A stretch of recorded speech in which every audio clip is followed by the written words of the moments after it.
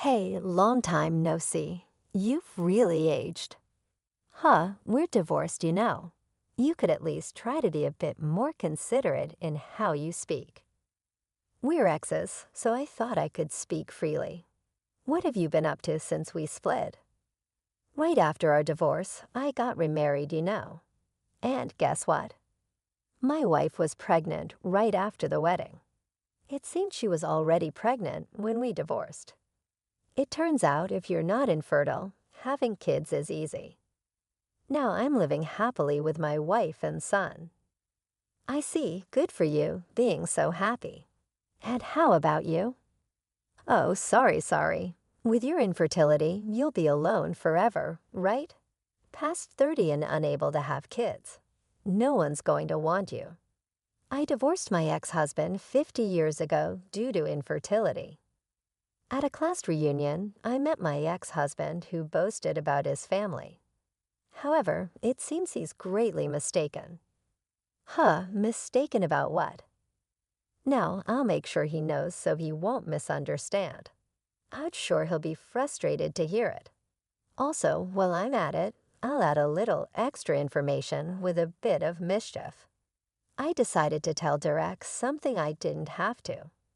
My work beyond my imagination drove him crazy. I'm Amy, 28 years old, and working for our consulting firm. I'm about to get married soon and will be meeting my parents shortly. My soon-to-be husband, Derek, is 28 and a salesman at a major manufacturer. We've been childhood friends since kindergarten. Through middle school, we went to different high schools. And after graduating from university, I left my hometown to start my job. Years later, we reconnected through social media and realized we worked nearby. I met Derek again for the first time since middle school. Reuniting with a childhood friend as adults, away from our hometown, we fell in love right away and eventually decided to marry. Do you think you'll be okay? I'm worried your dad might not like me. Don't worry so much, it'll be fine. But your dad is a company president, right? When we were kids, I didn't think much of it and just called him uncle. But now that I work, it's natural to feel nervous, isn't it? My husband kept adjusting his perfectly straight tie and wiping the sweat from his brow with a handkerchief. He was being tense, and I felt nervous just watching him. Indeed, my father owns a metalworking company, but it's a small to mid-sized business in a rural area. It used to be quite a large company, but it has significantly downsized now. And my father isn't exactly a dignified figure. If you're okay with a daughter like her, you can take her. But remember, no returns. My father's easygoing nature eased my husband's tension within a minute. I won't be returning her. In fact, even if you ask for Amy back, I won't give her up.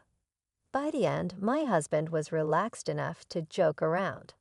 My mother and I exchanged glances, sharing a well, that's over with look. At least that meant the introduction went well, so my husband could relax. But on the ride home, he looked a bit troubled. After hearing about the factory and the company today, it seems your father's business isn't doing too well, is it?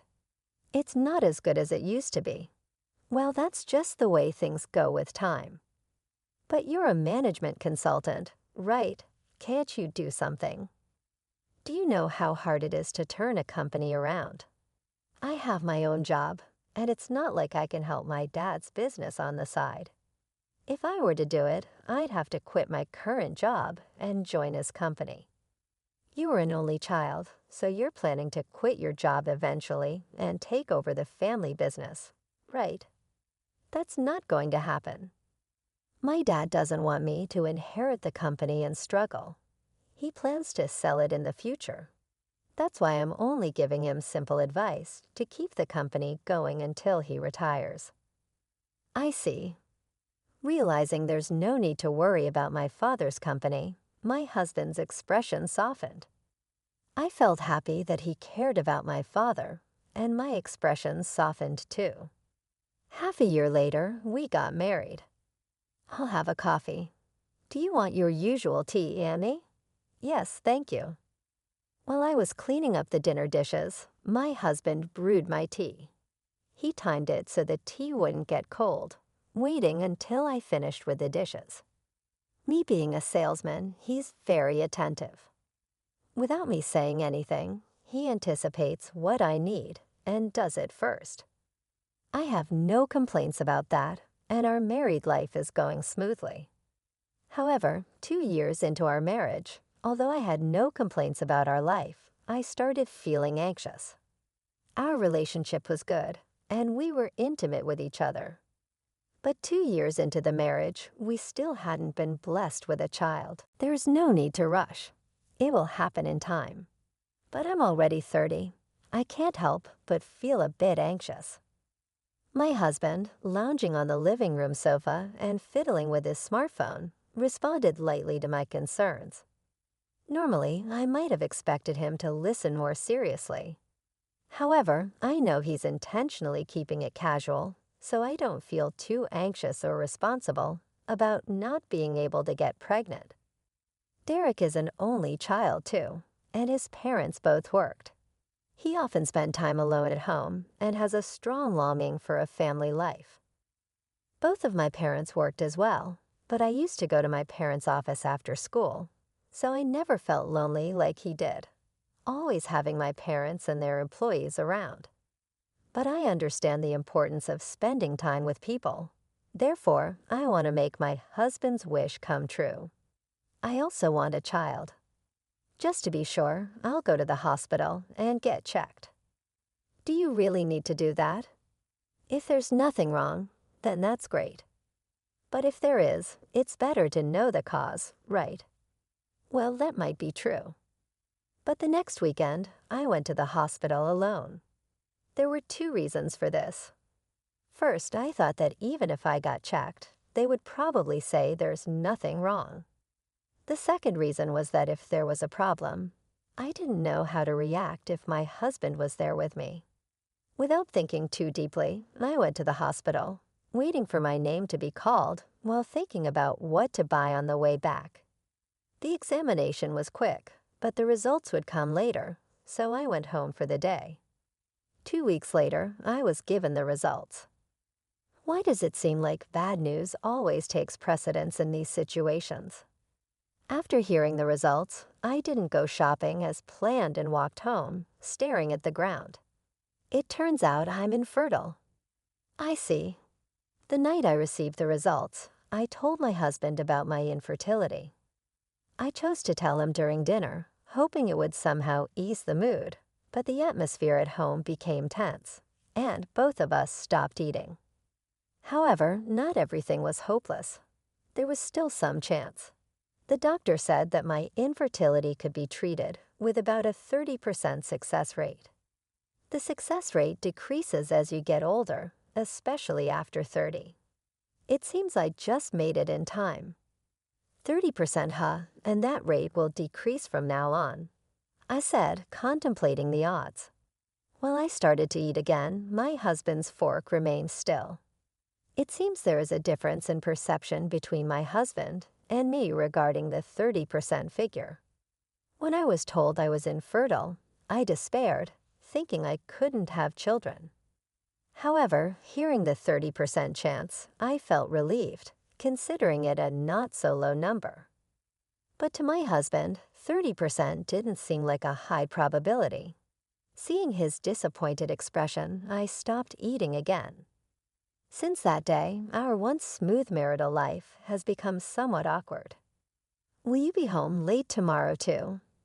I asked, hoping for a sign of normalcy.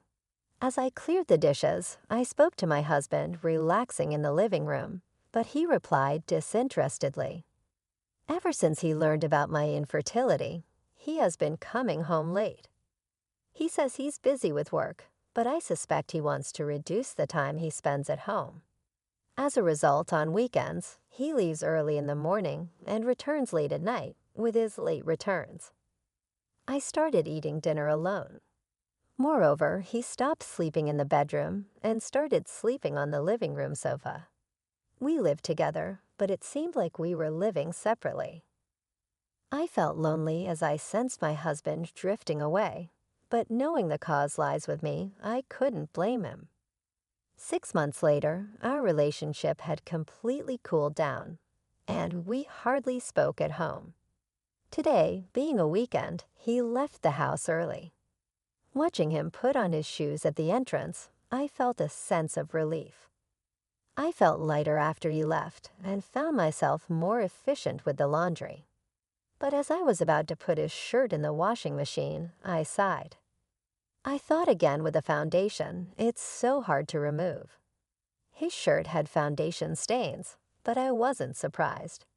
It has been happening occasionally for the past 2 or 3 months, since our relationship had already cooled off. I had no intention of making a fuss about a possible affair. I spread out the shirt stained with foundation and resigned myself to the fact that our marriage was probably reaching its end. That night, I approached the topic of divorce. Should we end this? If we divorce, you can be with your new woman, right? So you knew, let's skip the pretense. I won't ask for a property division over the affair, so can we part ways smoothly? Okay, I have a job, so I don't need the money. Plus, as he works for a major manufacturer, the property division wouldn't hurt him much. So a hassle-free divorce is preferable to me. Derek accepted the divorce without batting an eye, as if he anticipated it, though I wasn't asking for a property division. I did want to know a bit about his affair partner. This was just my curiosity. What's she like, your partner? She's 2 years younger. We met through our shared interest in fishing. Ah, so that's where you've been going on weekends.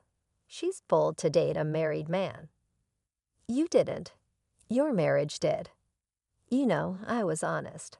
I told her we were divorcing and that our relationship was with the intent to remarry. No, I'm just waiting for her. Waiting? Don't tell me she's married. No, she's single. I succeeded in a love conquest. I had a lot to say after hearing his story, but saying too much could jeopardize the smooth progression of our divorce. So I swallowed my words. The divorce went through without any issues. He quickly moved on to his new partner, who apparently had also left her boyfriend. I thought I'd be fine with a divorce, having prepared for it, but the reality hit me harder than expected. After staying in the house and continuing to work for a while, I eventually quit my job and returned to my parents' home. 15 years later, back at my parents' home, I fully recovered from the divorce. It's almost a distant memory now. Then I received an invitation to a middle school reunion. Derek, also a childhood friend, might be there. During the divorce, I prioritized a smooth separation, so I didn't say everything I wanted to. I didn't ask for property division over the affair, but that didn't mean I wasn't angry. I decided to attend the reunion, thinking of getting a little back at him after 15 years, but my small act of revenge would drastically affect his life. When I arrived, I was greeted by many familiar faces. Catching up with old friends, we reminisced about the past. While enjoying the conversation, I saw him approaching me. Hey, long time no see. You've aged, Derek greeted me with a laugh and a rude comment.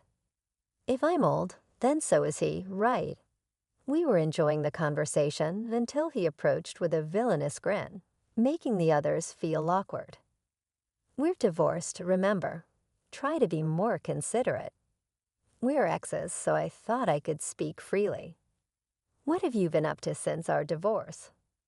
I got remarried right after ours, you know, and my wife was pregnant immediately. Turns out if you're not infertile, it's easy to have kids. Now I'm living happily with my wife and son. I see. Good for you, being so happy. How about you? Oh, sorry.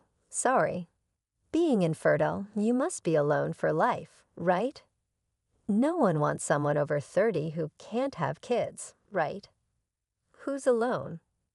Derek then started showing photos of his family outings on his phone and bragging about his new wife and son, trying to assert his happiness over mine. I listened to Durek's boring stories with a blank expression. He seems to be under several misconceptions. Just correcting those will surely make him feel regretful. As I was thinking about how to address his misunderstandings, my daughter Jane approached me at the perfect moment. "Mommy, I made a new friend." "That's great, sweetie. Mommy is talking to this man right now, so can you play with your new friend a little longer?" "Okay." She obediently ran off, full of energy. "Hey, who was that girl?" "Oh, she's my daughter. Didn't you know kids were allowed today? Look, there are other kids here too." "No, I mean, didn't she just call you Mommy?" "Yes, that's my daughter Jane. She's 10 this year." "But you were infertile, right? How do you have a child?" "Oh, I see. She's your stepchild from a new marriage, right?" "How rude. Jane is my biological daughter." "Infertile, but you have a child. How?" "I told you infertility can be treated. You just assumed it was incurable." Around us, soft laughter could be heard. I had shared with close friends about my divorce and having a child, so Derek, who assumed I couldn't have children and was flaunting his own, became the butt of the joke. He realized he was being laughed at. "So you have a child, which means you got married again." "Congratulations." Derek, embarrassed by his failed attempt to show off, was red-faced. His congratulatory words seemed more like an attempt to save face. "Who'd marry an old lady like you?" "It's called workplace romance, really. Still working at the consulting firm." "Oh, you don't know. I took over my father's company. Now I'm the president. Dad hasn't retired yet. He's the chairman." "What? I thought that company was going to be sold after the divorce." I returned home and decided to take over the family business. In these 15 years, it was tough, but now our annual revenue is close to $30 million. We've moved from a small to a medium-sized business to a major one. $30 million. My successful turnaround of my father's company was well known among local friends. Derek, unaware of this, was laughed at again. "You said turning a company around wasn't easy." It wasn't, but after the divorce and quitting my job, I could fully dedicate myself to it. Reviving my father's company was a continuous struggle. Initially, many employees had a negative impression of me suddenly returning to take over.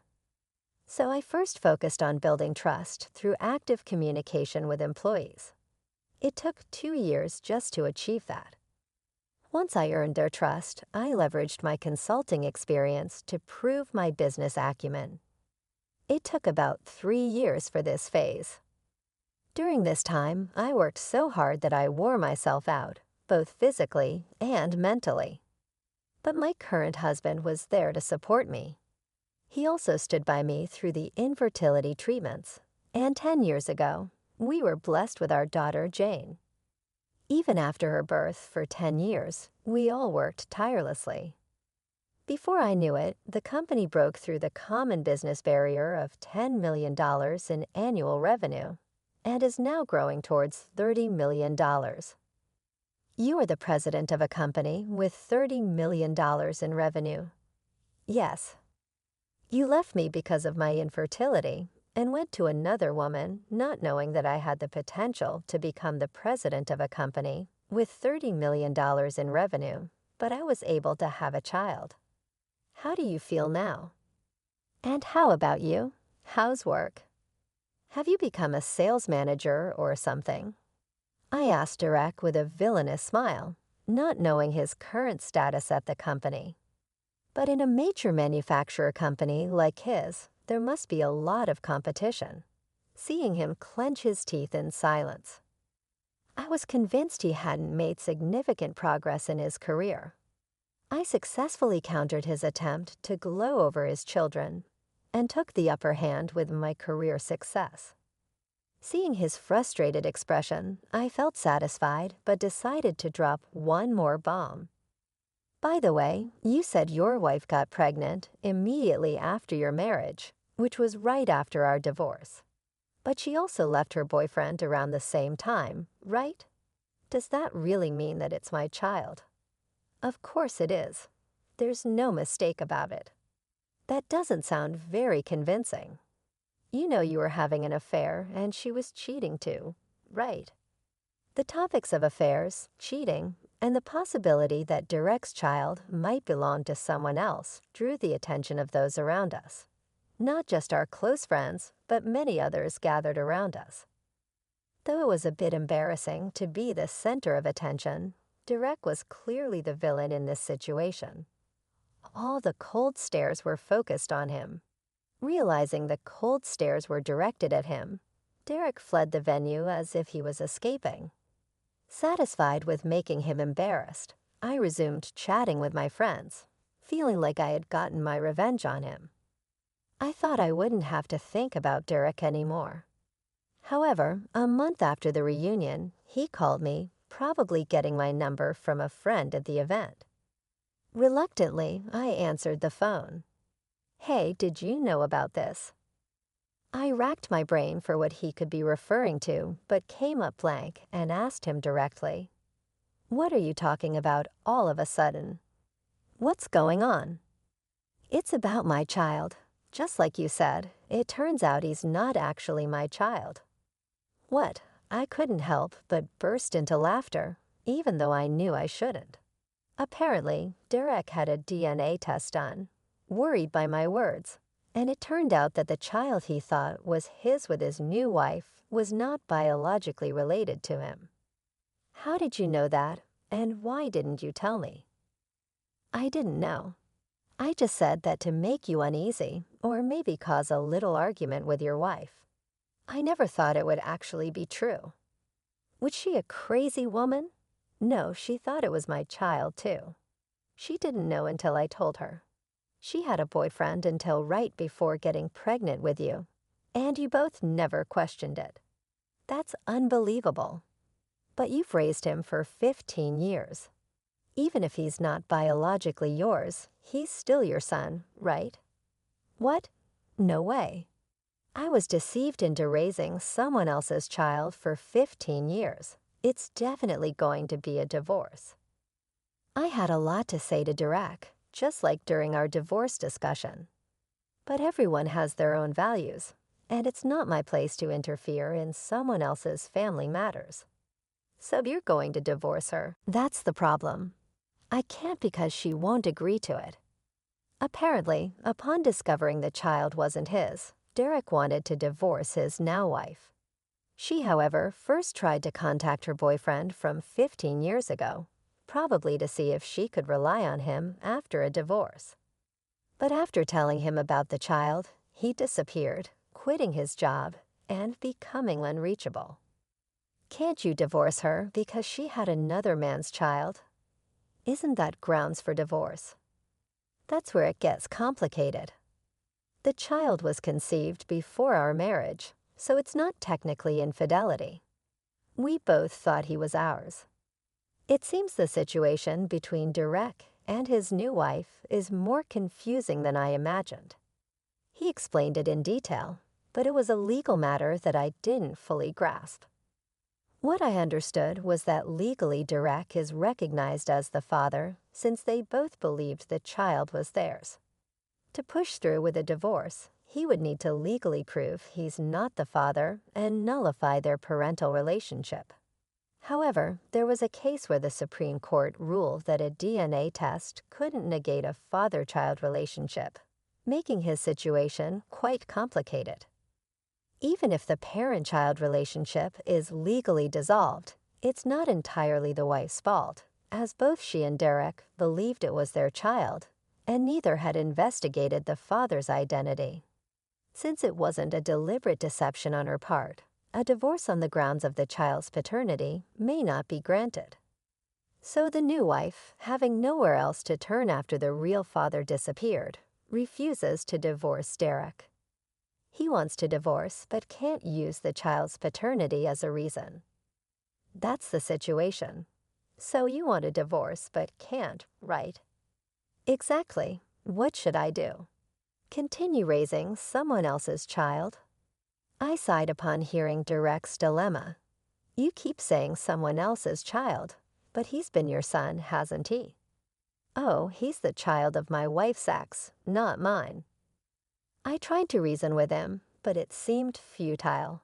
I have nothing more to say to you. It was your decision to divorce me over my supposed infertility, to take your new wife from her boyfriend, and not to check who the child's real father was. Own up to your decisions. I hung up on him in anger. What a pathetic ex-husband, crying to his ex-wife from 15 years ago. Returning home from work, I found my husband and daughter happily watching TV in the living room. Watching them, I felt glad I had divorced Derek. Apparently, Derek couldn't divorce and moved out, so now they're living separately. If the separation lasts 3 to 5 years, it could become grounds for divorce. However, until then, he must pay living expenses and child support for his wife and son. His son is 15, so even if the divorce happens in 3 years, he will be an adult. His wife likely won't drag out the divorce process then. Also, his son doesn't know the truth yet about his biological father and resents Derek for leaving. Learning the truth might either alleviate this resentment or it won't. I hope Derek faces his son's anger without running away. By then, he will have experienced a second divorce and probably be done with marriage. My ex-husband, who tried to gloat over me for being childless, ended up having his life turned upside down by a casual statement I made. He should have refrained from trying to one-up me. I continued to work hard, and unlike Derek, our family relations are strong. We are currently planning our next family outing.